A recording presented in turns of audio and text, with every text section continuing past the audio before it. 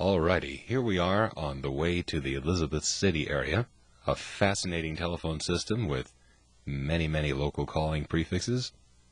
And right before I get to Edenton, where do I stop but Windsor, North Carolina, a place that so typifies Carolina telephone that it makes me want to just drive right on by and get right to Edenton. But I've got a tape recorder and I've got time, and I just have to stop and pick up the phone.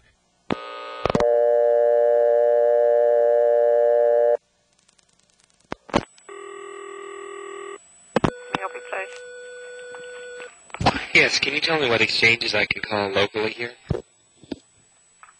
Just Windsor is all that's local. In other words, there are no other towns that I can call from here except this town? No, sir. Except 794? No, sir. Okay, thank you. Welcome.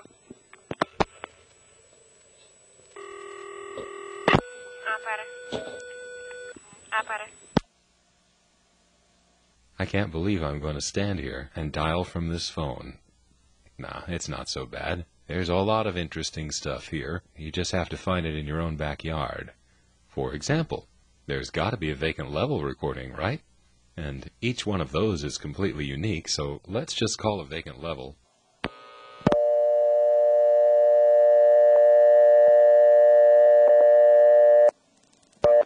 We're sorry, you have reached a number. On second thought, yes, it's that exact same recording once again.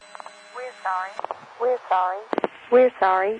We're sorry. So let's dial the 2-digit code for the callback circuit, then dial a vacant level, then dial a few more digits to get the callback circuit to the point where it superimposes either a busy signal or a reorder. And we'll hear this same old recording with the local busy or reorder on top of it.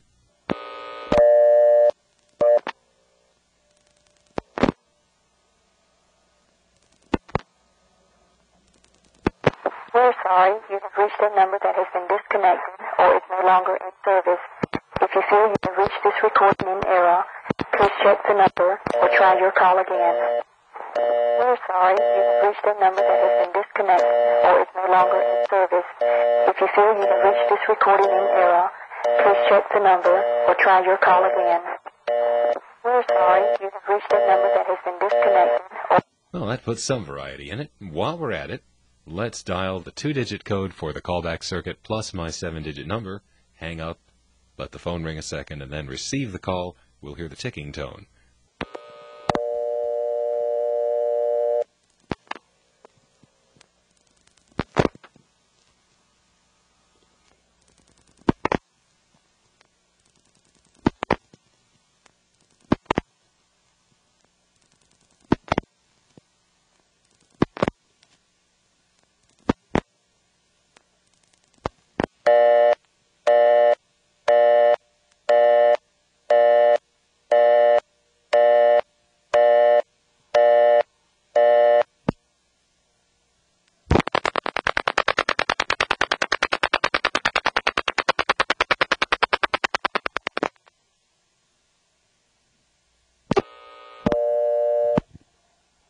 Now, I tried dialing 1 plus a long-distance number, and it is restricted just the same as Belhaven. But what's more interesting is if you dial 1 plus an invalid code, you get a very distinctive busy signal, which I'm sure will sound familiar.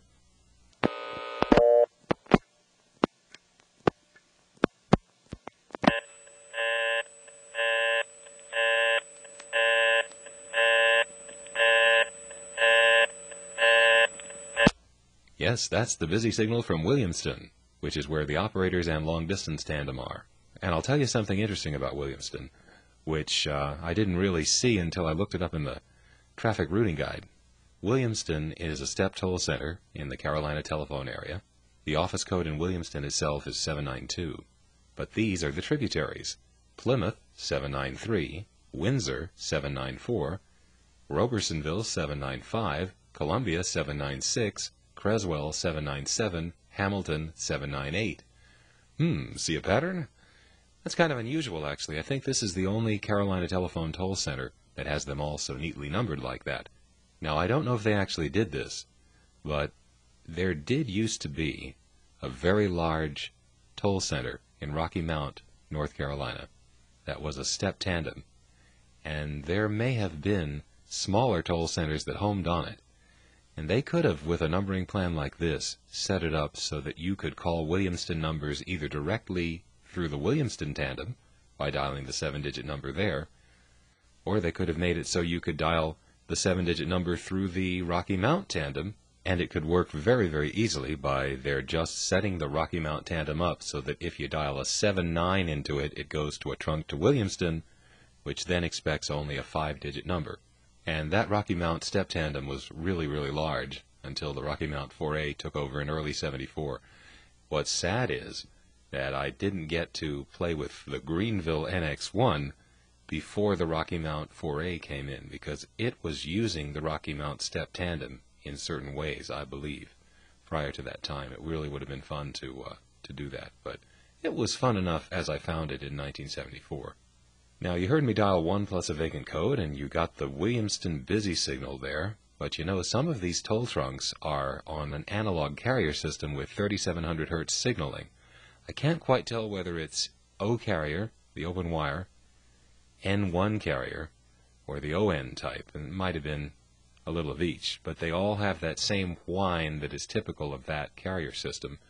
And here are just a couple of examples of dialing 1 plus a vacant code and getting that same Williamston busy signal, this time over either O carrier, ON, or N1.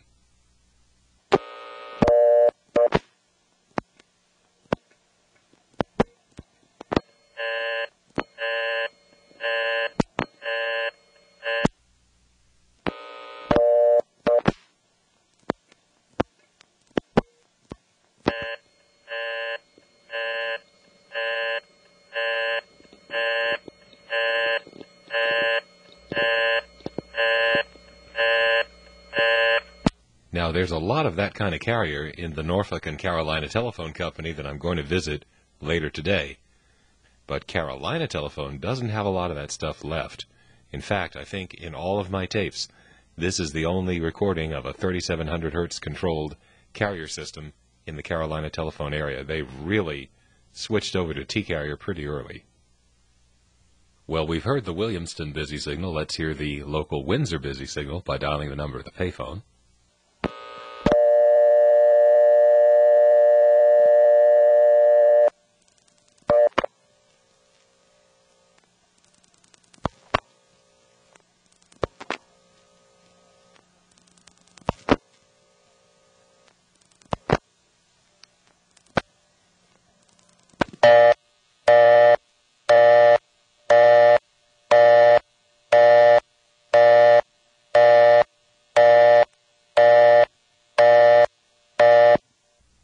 And here's a blocked level on the first selector. The way it goes into the reorder is kind of unusual. It sounds almost like it's cutting into a trunk.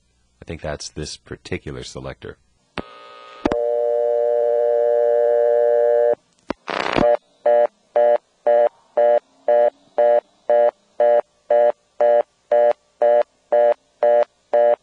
Now I'll go into the callback circuit, dial a blocked level, and then superimpose the busy signal on top of it.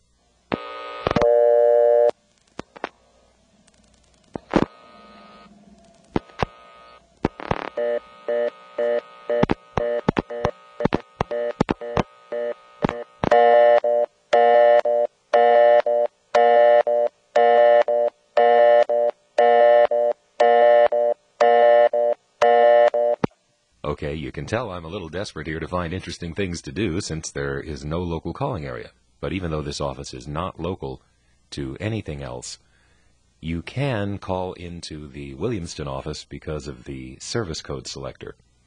Now again, you dial not just 411, but you dial 6411. The prefix digit goes onto a trunk to Williamston. It's a T-carrier trunk, unfortunately. Now they do have some probably open wire carrier, as we heard on 1 Plus, but never got it on these service code trunks, unfortunately. They're all T-carrier. So let's see. Let's call directory assistance, which is 6411.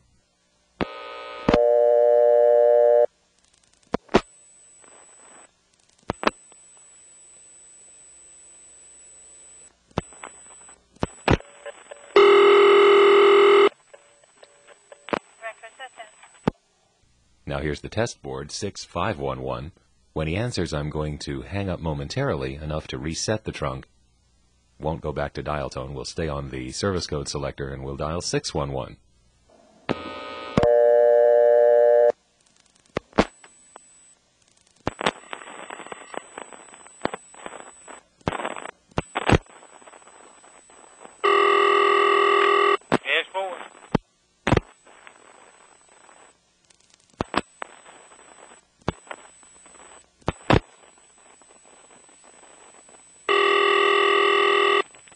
Telephone repair service, may I have the number you reported? Oh, got you by mistake. I'm sorry.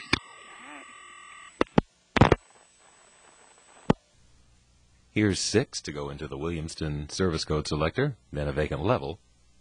You'll hear the ring from the intercept trunk. The recording starts up, then I do a long flash and dial the code for operator intercept.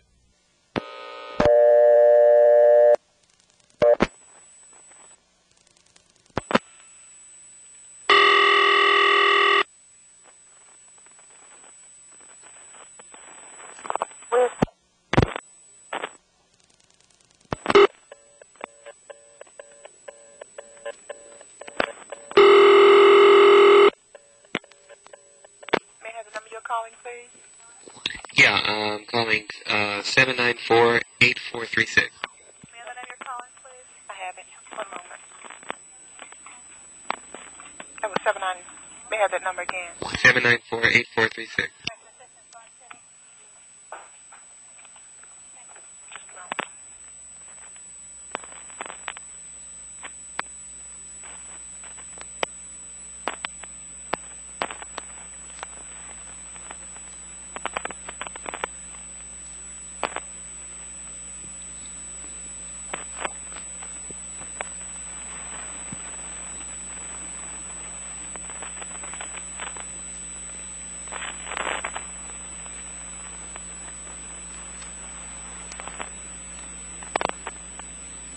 Dial again, please. Okay, thank you. Well, now we know that operator intercept is being handled by probably a cord board or some cordless equivalent of a cord board. Otherwise, it wouldn't be possible for a second operator to answer the trunk when another one was already talking. Now here's 6 plus 811. It goes off hook, and I can't talk to her.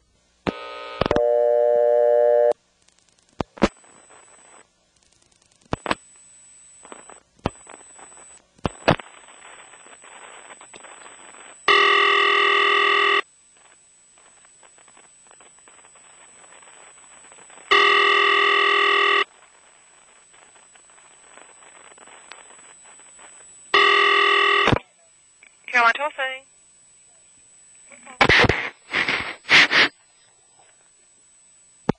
I was blowing into my mouthpiece the whole time, but you didn't hear it until she hung up. I would have had to deposit 20 cents to talk to her. The business office number that I dialed from Williamston was not 811. It was some 7-digit number that was free. Now, the ringtone here in Windsor is of a type that I really have pretty much only seen in Carolina Telephone, and this particular kind of step allows you to actually hear the phone line while you're ringing someone's phone. Now, there were several manufacturers of step, and on some of these manufacturers, most notably Automatic Electric, when you were ringing somebody's phone, you heard a ringtone, and that ringtone did have something to do with what was actually ringing their phone line much of the time, but you still weren't hearing the phone line. In fact, back in Williamston, I would dare say that just about any number you called, whether they were right in the CO, out in the sticks, had equipment on the line or didn't, you would always hear this. The same loud ring no matter what is on that line. And that's just the thing about the AES steps.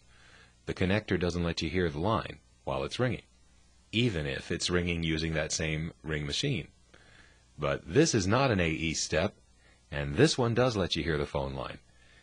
I'm going to dial a number of local calls here, and you will notice, I hope, that every single one sounds different.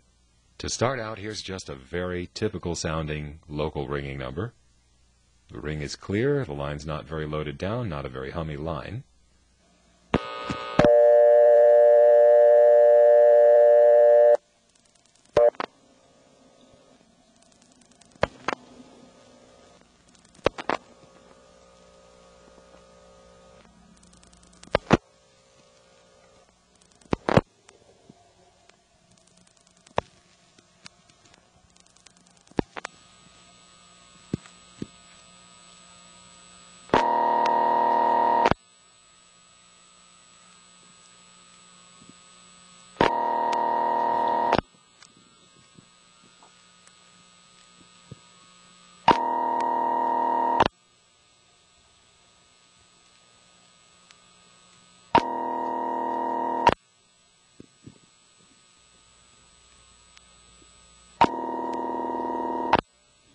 Now, of course, there's more than one ring phase. In other words, during the space between the rings, there are other phones ringing, and not all the ring phases sound alike. This one, for example, seems to have a few interruptions in it for some reason.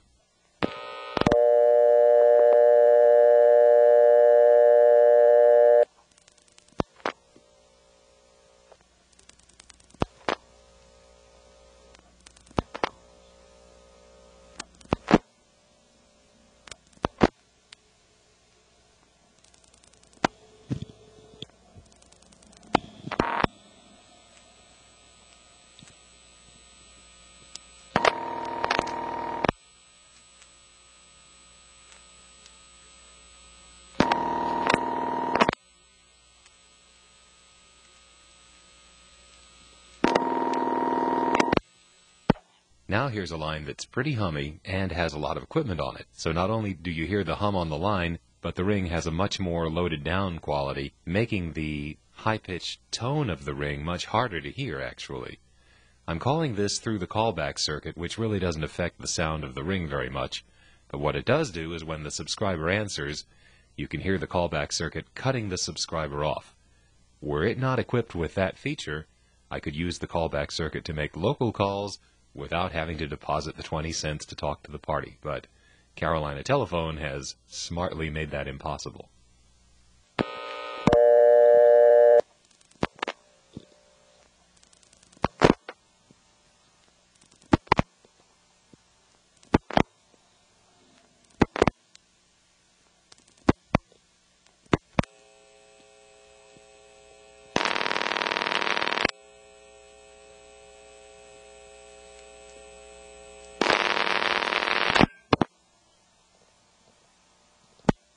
Now through the callback circuit, another local call. This line is not very loaded down. The ring sounds pretty much like itself. Has kind of a sort of a hiccup at the end. Isn't it amazing how there's sort of a signature for each part of the office and each phone line is different? Now in Williamston, of course, you wouldn't be hearing these differences. I'm also going to call this one on the callback circuit. It doesn't answer, so I'll dial a couple of extra digits and superimpose the busy signal on top of the ring.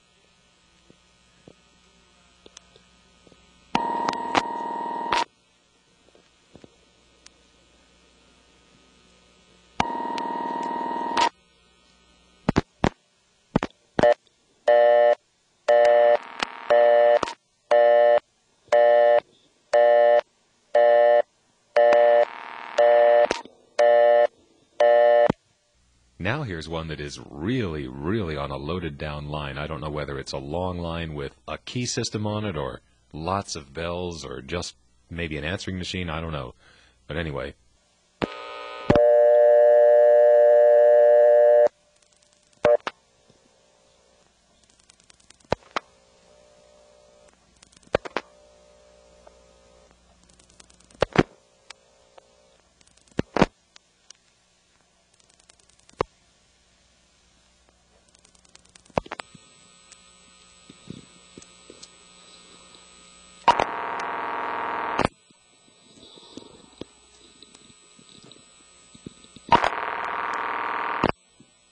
Well, that's it for this segment.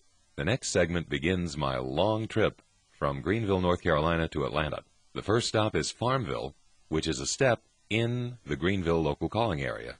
It has an interesting way of handling local calls because it sends all of Greenville to only one of the two NX1s in Greenville, and so you get a lot of NX1 stuff in the local calling area, and NX1s can do some strange things.